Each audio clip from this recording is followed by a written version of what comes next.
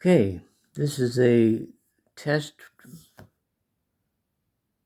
for the Prosperity AI to see if it can create a strategy for me in Python. So I asked it, can you construct a trading strategy when the 5 SMA crosses over the 20 as a buy point and the 5 SMA crosses under 20 as a sell point? And this is what I got. Go back here a little bit. So, copied the code and put it on the Google Colab right here. So when I first tried it, it is missing 2 lines of code. I had to get the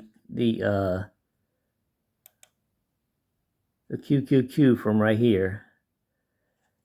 So I added 2 lines of code right here from Google Colab, import files.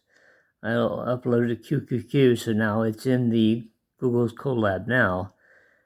And so it runs right off. It runs, once I was done, I obviously deleted those lines out, but it works great.